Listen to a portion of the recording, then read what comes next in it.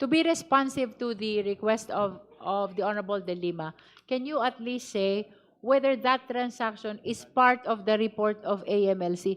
Kasama po ba itong transaction na ito sa report ng AMLC na sinumite dito sa Justice Committee?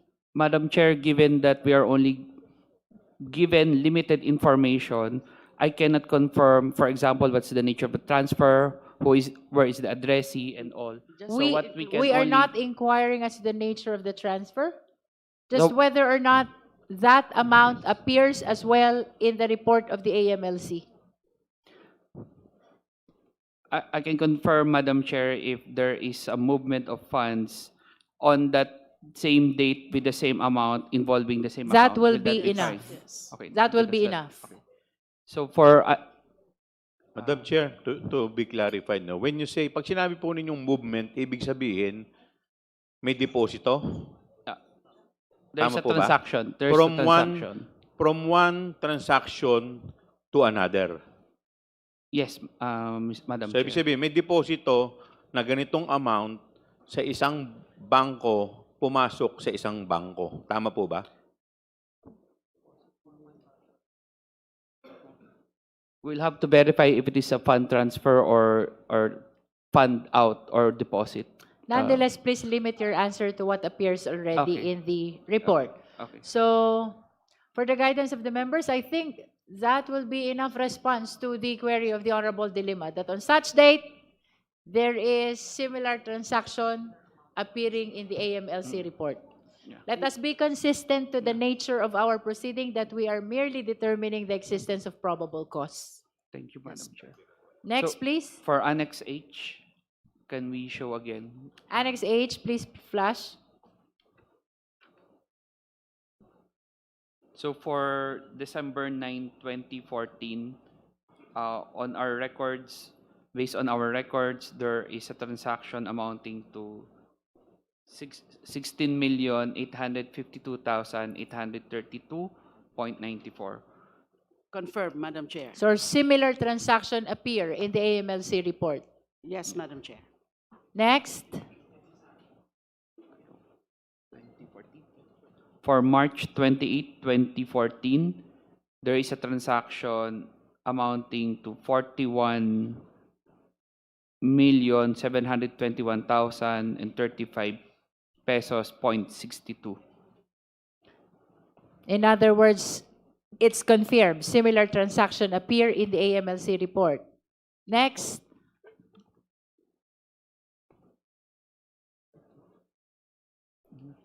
For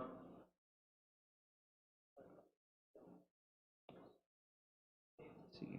For May 19, 2010, there is a transaction that we saw in the amount of 2,001,000 pesos, 563.86.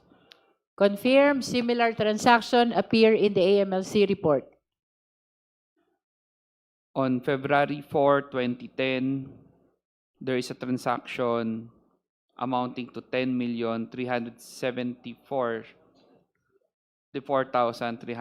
10,374,307.49. Confirmed again. Similar transaction appear in the report.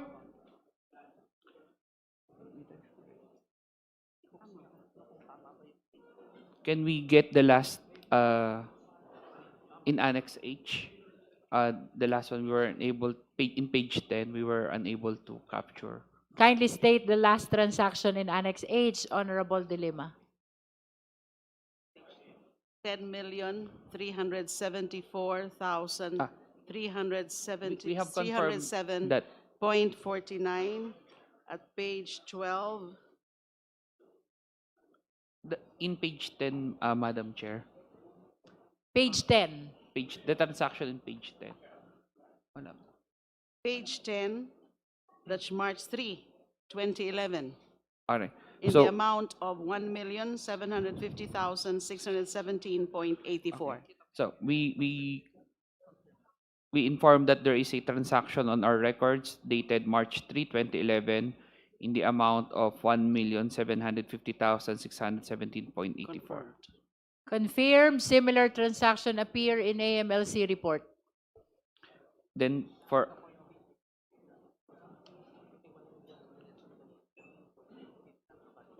can we ask the last one, the one involving 1 million pesos, the particular date, Madam Chair?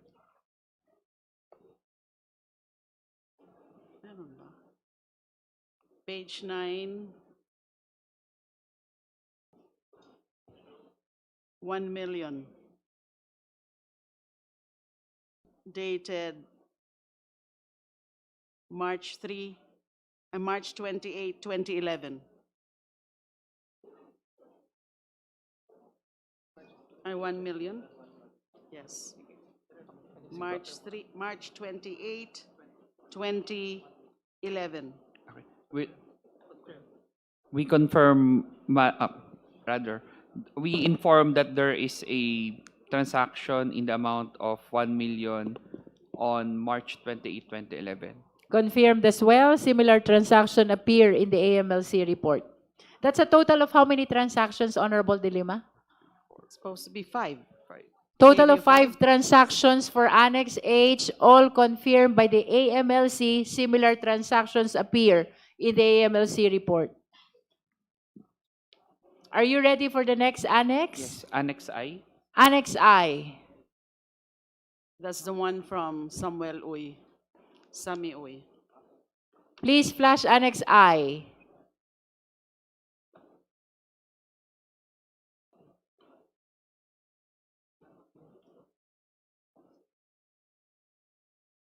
We inform that based on our records, there is a transaction in the amount of 7,440,846.07 on March 17, 2011. Confirmed. For the first transaction, confirmed. Similar transaction appear in the AMLC report. We inform that on October 25, 2011, there is a transaction in the amount of 7,440,846.07. Likewise, confirmed for the second transaction.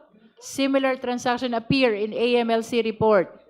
Third, On April 24, 2012, we inform that there's a transaction in the amount of 7,440,846.07. the third transaction is likewise confirmed. Similar transaction appear in the AMLC report.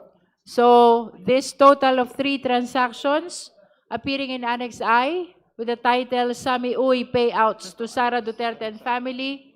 All of this were confirmed by the AMLC that similar transactions appear in their report.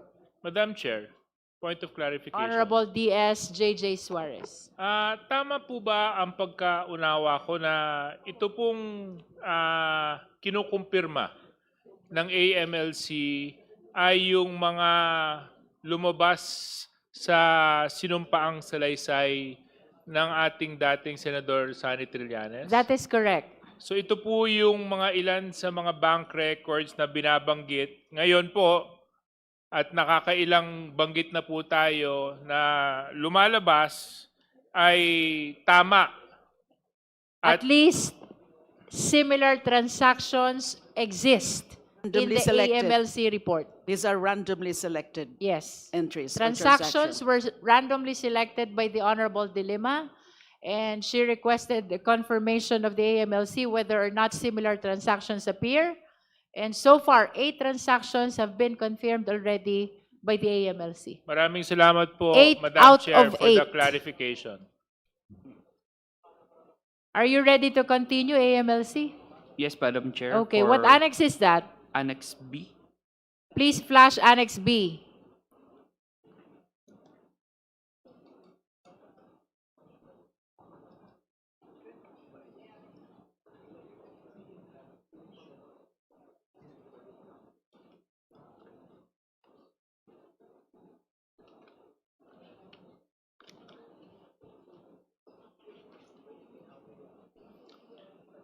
First transaction.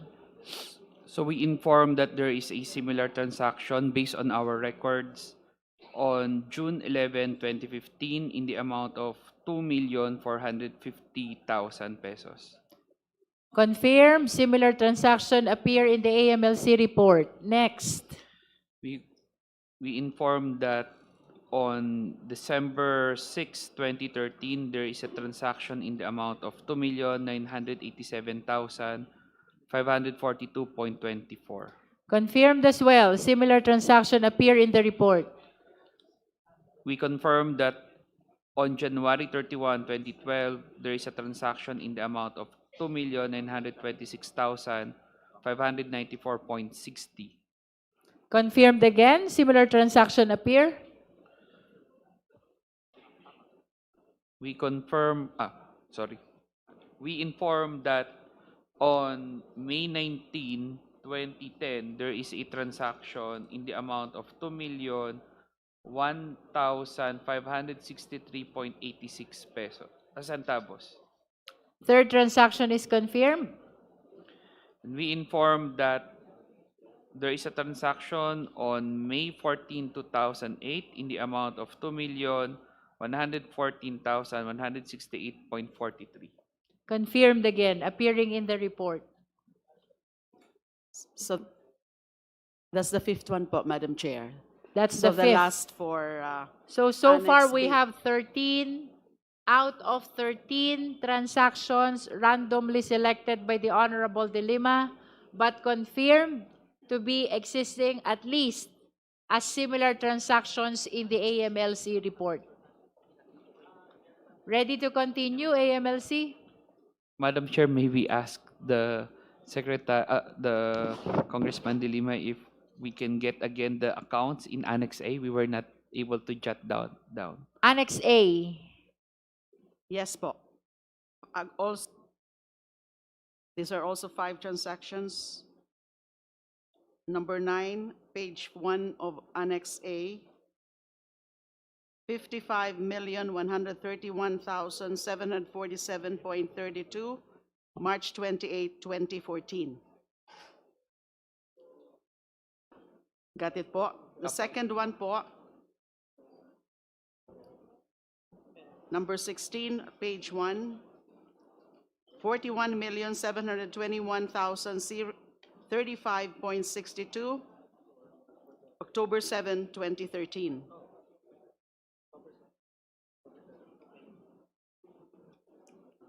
Third, randomly selected entry at page 3, number 44, page 3, amount of 53,817,613.48, February 25, 2010.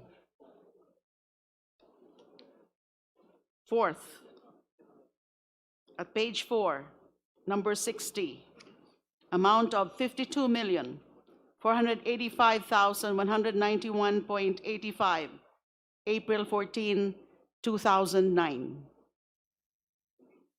And the fifth one, also at page 4, number 64, 49,281,009.98, May 22, 2007. 5 randomly selected entries from Annex A, joint account of Rodrigo Duterte and Sara Duterte.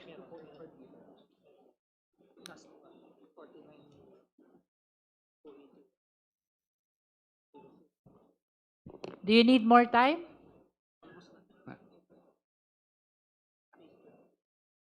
Ready to answer? Yes, Madam Chair. You may proceed. We confirm that for all the dates and amounts mentioned, there are similar transactions existing in the AMLC report. Okay. What annex is this again? Annex A. So 5 out of 5 transactions randomly selected by Honorable De Lima from Annex A is confirmed by the AMLC at least that similar transactions appear in their report. Are there any other subject of confirmations? No more. Marami po kasi ito, that's why I just randomly selected 5 from each of the annexes. So in total, how many transactions have been confirmed? There are 4 annexes, so 5 times 4, 20, Plus 3. plus 3. So No, no, total no, of no, 23 transactions were subject matter of request for confirmation. Kasama na po doon yung 3, yung sa Yes. Sami Uy. So 20. 23 out 20. of 23. Oh, 18. 18. Sorry po, We just 18 because Annex A, Annex B, Annex H, and Annex I. So 4, 3 times 5, 1 is only 3. So 18. Do you confirm that? Total of 18 transactions? We informed earlier that there are 18 transactions mentioned that Okay. that one we mentioned are existing in our report. So based on for our the report record, 18 out of 18 transactions randomly selected from the annexes of Sinumpang Salaysay of Honorable Trillanes were confirmed by the AMLC at least to the extent that similar transactions appear in their report. That is for the record. Honorable De Lima, do you have further clarificatory questions? Just a manifestation, Madam Chair. So nakita po natin na na-confirm po ng AMLAC yung mga entries na randomly selected from the annexes. At gusto ko ring i-put on record po, Madam Chair, na actually marami po ito. But that's it, because of lack of time, I just opted to ask for 5 from the 3 annexes and 3 from the other annex. Pero marami po. Sa Annex A po, there are a total of 71 entries. Annex B, Annex A, by the way, is Rodrigo Duterte, Sara Duterte bank transactions. Annex B, which is the Sara Duterte Manscarpio bank transactions, a total of 47. Annex H, the master list, the data, the main record, the master, the table of all already of the accounts here would be a total of, wala ho palang nakalagay na mga number kung ilan lahat, but this is medyo numerous po ito. And sa Annex A ho, as Annex I, which is the Samuel Sami Uy payout to Sara Duterte and family, there are a total of